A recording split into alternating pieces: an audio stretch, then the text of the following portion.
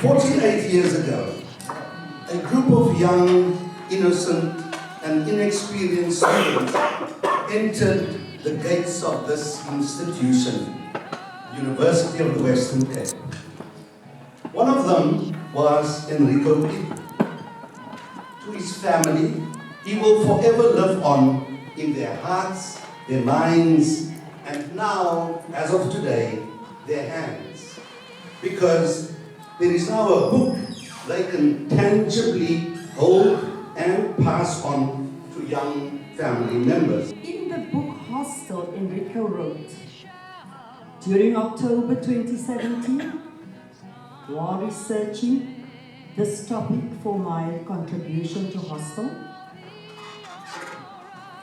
at the University of the Western Cape by Hein Willemse and William R. Murray, I discovered there was very little information available on the internet or elsewhere.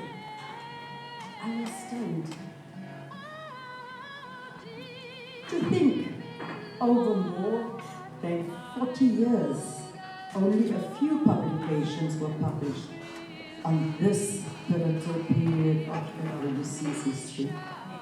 A series of events that was so intense and distinguishable at the time of its happening. After the completion of my article, I felt the topic was not sufficiently covered. And this book, called At an Advance, is the end result. It is my memory against forgetting. I decided on the title At an Advance. This is the reverse form of to hesitate and lose. This book is a historical account of the 1976 uprising at UWC, which he had experienced himself as a first-year student. These events that transpired in that year fundamentally shaped his political and social orientation. It also changed those of a generation of students at that time. Sadly, Dr. Pedro passed away in January 2021 after a brief illness, and Professor Hein Willemse edited his book for publication. As Dr. Alice Pedro indicated, Dr. Pedro was prompted to write Act and Advance after he discovered that very little information was available on the topic of the 1976 protest at UWC. He quotes another UWC alumnus of the time, Danny Titus, who said, "Ons het 16 Junie 1976 heeltemal vergeet." In the early years of the university's existence, protests and political tensions were very much prevalent, given that the creation of this institution was regarded as a project that facilitated the National Party's apartheid vision. The 1976 protests at UWC were a direct consequence of the Soweto uprising of June 16. In the book, Pedro tells us about how unaware many students were initially of the real and dire situation in South Africa. Today we know that the protest against Afrikaans as the compulsory language of instruction was but one of the many factors that led to further uprising. Pedro writes that the dynamics at UWC were different than those in other parts of the country. He points out that Afrikaans was the mother tongue of most of the students at UWC. He says further that many may have been proud, emotional, and sentimental about their mother tongue. Many were not sensitized to the politics of resistance and were therefore fickle, influenceable, and naive. One may very well ask, what was the impact of the 1976 protest on UWC as a community of scholars, and in general its place as an institution of higher learning? Pedro reminds us that one of the earlier resolutions of the student community was that UWC should become an open university for all black students, in order for repressed students to use it as an intellectual power base. In this regard, the protest of 1976 proved to be a turning point in UWC's history. These protests at UWC contributed towards its legacy, and it has inspired generations of students after the cohort of the 70s. This event, more than anything else, is a celebration of the scholarship of Enrico Pedro. It is a valuable opportunity for us to engage with the ideas presented in his book, and in this regard I'm looking forward to the panelists engaging with the work. We know as an SFC on the 16th of June that we had to, as an institution, have some response. And we were clear from the very beginning that this response is not cannot be one of simple solidarity with Soweto. In a sense, we were Soweto. Secondly, I think we recognize that we had a spectrum of students, almost the majority, if I can guess, that was Afrikaans-speaking, mother tongue Afrikaans speakers. And what you've seen about the news, or the reports in Soweto, is very much Afrikaans that was almost like triggered. So the coming back to campus, I think we realized that as a SLC, we had a lot of challenges ahead of us. And I can go through that, but just to answer your question, I think the understanding that how we respond cannot be one simply of solidarity. It's a much deeper challenge that we are facing. It's not even as broad as the education system itself. And yes, you had to rely on news coming from campus. So you heard sometimes, after things happen, like the arson, the bombs, and so on.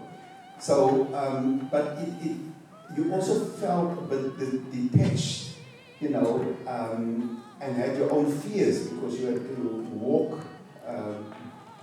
back and forth to campus. So, and I think when I read the book, it was exactly that amazing thing that despite the lack of those communication lines, there was just,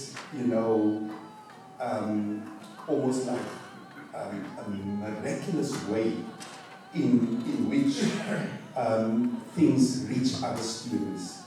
Again, as I say, even in the 80s, we found that those living in hostel formed the core of the protests, of the actions on campus. That this one of the similarities between the 1976 leadership and our leadership later, 84, 85, was that on my SRC, we were, was it 4 or 5? Theology students. So no wonder, they look at at the Angels Factory different. It's white. I see they painted it now, but it was the Angels Factory. In any case, so yeah, just I think just to emphasize that point, it was amazing how things with this spread, the news, the conscientization, awareness, creating among students on wider campus, and that makes it such a phenomenal, recount of what happened in that time. Internal tensions was just not just between persons, it was within. That was a big internal, and Enrico on page 144 refers to interrogation and mental anguish that went with it. And it's true, because most of us were first generation students. Your parents, and more sometimes than the parents, invested in you being here and being successful so that you can help others. So that tension, and you could actually see it in Enrico as he writes, it comes back every time, and with other students also. Were you worried that if something happened to you, what the folks at home said about small town, Coming to Cape Town was for me very traumatic. Not because of the politics, because we were used to that. We had the soldier karma, where people came together and had meetings and so on. So we were used to hearing about this. And about one of the relatives that was banned because he was involved in the train bomb. And the other relative was involved, was suspended from school because he distributed pamphlets from an aeroplane. And then there were people that were in jail and so on. So that was common. But in our daily life in Canada, it didn't affect us. And we had regular contact with white people, and there were quite a number of marriages in Canada. And we didn't have a race issue in Canada. But coming to Cape Town, that was another story. You can't even sit on a park bench, and all those separate windows and doors. It was very traumatic for me. And also at university, there was this one, Janus Krola, one teacher, one lecturer. She was blaming us. You just want to be spoon-fed. You don't want to do anything for yourself. You must give everything to you with us. And I said to her, listen, you decide you want to be spoon-fed. It's not to me. We do not want to be spoon-fed. We want to be treated just like we treat students in Sharon or as you would at any other place. Now stop saying that we want to be spoon-fed. Treat us properly. And don't ever treat us different again. And she was at this stone throwing the neighborhood. When there was, I don't know, we were outside the cafeteria and stones were thrown at the window where she was at that building. And I saw her. And I gesticulated to her to move back, go down, move back, go down. And because I caught her, then she was in a lecture with my sister. She was doing a degree in nursing. And then she told my sister that I saved her life. And I said, yeah, when? She said she just moved away just in time. Because a huge stone in there. So that was the situation. It was otherwise we didn't. I didn't experience things that were very. But apart from me, became very, very real in Cape Town. Because they have a. But coming from with my background, I could understand it when I read the book. and I saw the girl that was charged with the arson in the room. I didn't know them. You know, we sort of moved in groups that we were with whom we did the same course or what. So we didn't really, although we were next to each other, we didn't know them. But I realized that their makeup was so different. Although we were also, you know, we want to do this, we won't do this, we were like really determined, this and that will not happen. But they were on a different path. The time Enrico's voice, but also the other voices captured in the storytelling. Well, you know what happened was that when Alice brought the book to me, or manuscript to me, the first thing that I thought was it's actually, you know, a bit of a betrayal if you try and change the book too much. Because the book there, as it stands, the manuscript as it stands, needs to be preserved because that's the voice of the author. But the problem with that kind of approach would be that you either just leave it as is, with all its unfinished incompleteness, or you say, well, I've been through that period, I lived through that period, what can I do, how can I amend the story, because I think that's quite necessary. The book was, I think, virtually complete. Even if he, say, took another 6 months to 8 months, he would have completed the book completely, and he would have finished it. But there were traces that, in part, that certain things need to still happen. You would mention an occurrence, and I would know that, you know, something more needed to happen because I was here at the time. So that needed to be filled out. There were some references that needed to be filled out. So in part, what happened was that looking at the manuscript, one had to determine where would the story have gone. In some cases, some instances in part of the book, it was clear that the information that we had was erroneous. There was some gaps in it. And if you had better information, you would have come to a different conclusion. So that was filling in those kind of gaps, but changing some of these conclusions. Not a lot, but there were 1 or 2 instances in the text that indicated that. So in that sense, retaining that voice, but also completing what he would have done if he lived, say, another 6 months or a year to come to a full completion of the book.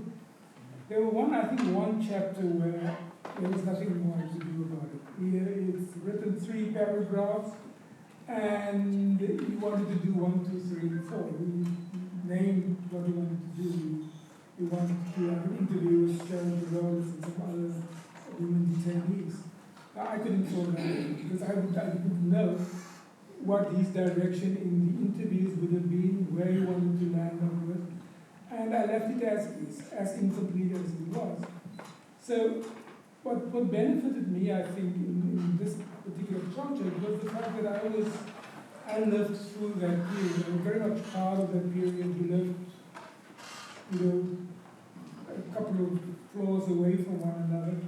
And the 1976 situation, uprising, protests at UWC changed us in similar ways. I think all of us who came through that, on the 16th of June, we were a particular kind of student from a particular background, with a particular experience. By the end of 1976, where we were different people altogether, in that it changed us in terms of our political understanding, in terms of our political sense of the world, in terms of our spiritual sense of the world. And I think that kind of thing, we had to try, what he tried to do in the book was to trace that kind of experience. And you're not touched on it. I think the fact that initially we actually didn't know, I think that you guys in the leadership actually knew exactly how this thing turned out. And what was interesting about the project, in my editing of the book was that how it all started out very clearly. people saying, we are not going to be violent, it's going to be a non-violent project. And then finding out that it became uncontrollable in the sense that people like you and others were very upset about that. And said, well, this is not where we want to go. But the interesting thing for me in terms of the writing of the text and editing it was, I would actually have called this the anatomy of an uprising, the anatomy of a protest. Because what he does is to actually trace how this thing is going, the ups and downs, and how people felt, it's going nowhere, and how they felt exhilarated at one point, and then it's extremely upset at the next, and then just at one point finding out what they want to do. And so today I think we're all tempted to think that this book is my father's legacy, or is the legacy of the other puzzle pieces who came together to be a revolution. But the legacy is actually that all of us get to live in a free and fair South Africa that is democratic, where we all got to vote last week, right? We all got to have a say, irrespective of what you voted.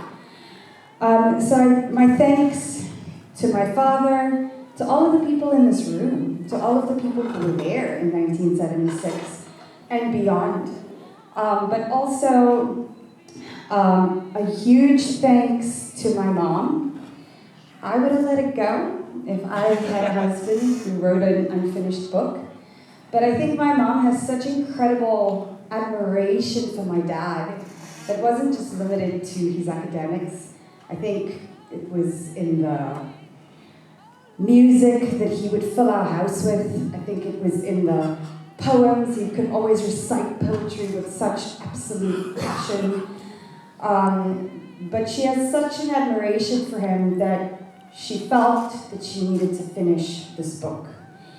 And then Hani Boliki, my grandmother, a big thank you to you and to Grandpa. I often muse at how, in those days, people had so much less than what we have today. And yet, when my father spoke from a perspective of being cultured, you gave that to him. You gave him a cultured upbringing, but you also gave him an academic environment where he could fill the hunger that he had. And then Auntie Denise is also here today. She's shaking her head. She doesn't want to be named. But my dad also often mentioned that Auntie Denise was one of those siblings who assisted him financially to be able to be here. And then to my brothers who are here, Grant and I flew all the way from Joburg. A big thank you to you, Grant, for leaving your family to be here today. Those were my thanks.